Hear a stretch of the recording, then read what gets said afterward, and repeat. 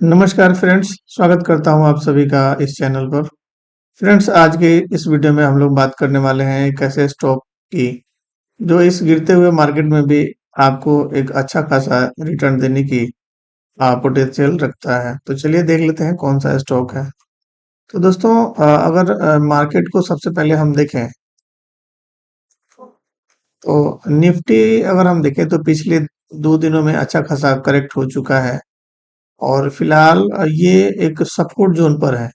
अब यहाँ पर आप देखें तो 21,460 का जो लेवल है वो सपोर्ट का काम किया था पिछली बार और बाजार ने यहीं से बाउंस बैक करके और ऊपर की तरफ अपना चाल दिखाया था और फिलहाल बाजार वहीं पे स्टैंड कर रहा है। तो 21,462 का लेवल काफी इम्पोर्टेंट है और नीचे की बात करें तो 20,980 या 21,000 का लेवल काफी इम्पोर्टेंट है और ऊपर 21,800 तक का लेवल रेसिस्टेंस का काम कर सकता है। तो देखिए, वैसे तो ये बहुत बड़ा जोन है, बट कहीं ना कहीं जो लॉन्ग टर्म ट्रेडर हैं या लॉन्ग टर्म इन्वेस्टर हैं उनको इतनी छोटी मोटी गिरावट से कुछ खास फर्क नहीं पड़ता है, क्योंकि गिरावट में ही जो अच्छे स्टॉक हैं वो अच्छे रेट पर मिलते हैं। निफ्टी के अलावा अगर हम बैंक निफ्टी की बात करें तो यहाँ पर भी आपको पिछले 2 दिनों में अच्छा खासा गिरावट देखने को मिल रहा है और इसमें 45,000 का लेवल काफी इम्पोर्टेंट है। यहाँ पर छोटा सा एक गैप था और गैप अभी बचा हुआ है, फिल नहीं हुआ है। तो आने वाले टाइम में यहाँ पर थोड़ा बहुत और गिरावट देखने को मिल सकता है, लेकिन लॉन्ग टर्म इन्वेस्टमेंट के लिए ये हमारे लिए अपॉर्चुनिटी है। तो हमको इस अपॉर्चुनिटी का फायदा उठाना चाहिए और अच्छे स्टॉक को इस गिरावट में खरीदने की कोशिश करना चाहिए। तो चलिए देख लेते हैं कौन सा हमारा स्टॉक है आज का और क्या खास है उसमें। तो दोस्तों, स्टॉक है आपका, आप देख पा रहे होंगे, वेटो स्विच गियर करके है, जो कि इलेक्ट्रिक इक्विपमेंट वगैरह बनाती है, स्विच और जो एलईडी बल्ब हो गया, सीएफएल बल्ब हो गया। तो यहाँ पर एक ट्रायंगल पैटर्न का ब्रेकआउट देखने को मिला है और यहाँ पर काफी कंसोलिडेशन के बाद इस पैटर्न का ब्रेकआउट हुआ है। ब्रेकआउट काफी वॉल्यूम से हुआ है, यहाँ पर आपको दिख रहा होगा। और ब्रेकआउट से वॉल्यूम होने के बाद में करीब अगर आप देखें तो 1 2 3 4 5 महीने कंसोलिडेशन हो रहा है पिछले 5 महीने से और अब एक नई तेजी के लिए तैयार है। टारगेट की अगर इसमें बात करें तो यहाँ से ऑलमोस्ट 200% का टारगेट आपको आने वाले समय में मिल सकता है। अब दोस्तों, इसका टारगेट कैलकुलेट करने के लिए हमको इसका रेंज लेना पड़ेगा और इस ट्रायंगल का जितना भी रेंज बनता है उसको इस ब्रेकआउट के ऊपर हम रख सकते हैं। तो ये हमारा टारगेट निकल के आ गया। तो अब अगर आप यहाँ पर देख पा रहे होंगे तो लगभग 200% से भी ज्यादा का हमको ये रिटर्न इसमें मिलने की प्रोबेबिलिटी है। तो देखिए, लगता तो ये बहुत मुश्किल है कि ऐसे कैसे हो सकता है और इतना रिटर्न कैसे मिल सकता है, लेकिन अगर आप इस तरह के चार्ट पैटर्न को फॉलो करते हैं या करेंगे तो आपको देखने को मिल सकता है कि इससे भी ज्यादा आपको रिटर्न मिलने की प्रोबेबिलिटी है। और रिस्क रिवार्ड रेशियो की बात करें तो यदि आप इस रेट पर बाय करते हैं तो आप यहाँ पर अपना जो है 10-12% का स्टॉप लॉस रख सकते हैं, इससे ज्यादा 12 से 15%। और रिस्क रिवार्ड रेशियो अगर आप देखें तो आपको 200% तक यहाँ पर दिख ही रहा है। तो काफी शानदार है। यहाँ पर मात्र 100 रुपए तक का अगर आप देखें, 105 रुपए का स्टॉप लॉस लगा सकते हैं मैक्सिमम 20% के आसपास और यहाँ पर आप खरीदारी कर सकते हैं।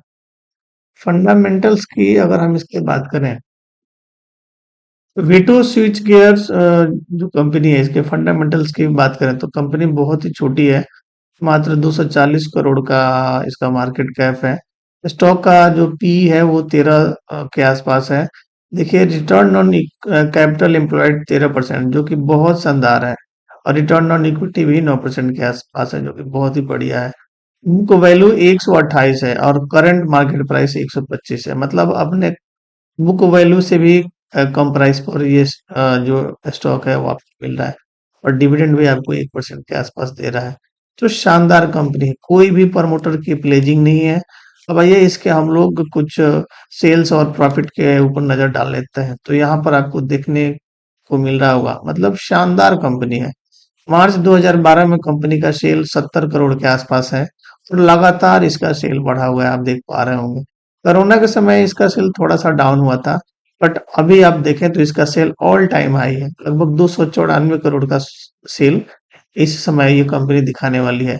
और ऑपरेटिंग प्रॉफिट मार्जिन की आप बात करें तो यहाँ पर आपको दिख रहा होगा 16%, 15%, 11%, 15%, और फिलहाल अभी ये 10 से 12% का आसपास ऑपरेटिंग प्रॉफिट मार्जिन इसमें लगातार देखने को मिल रहा है, मतलब शानदार नंबर है।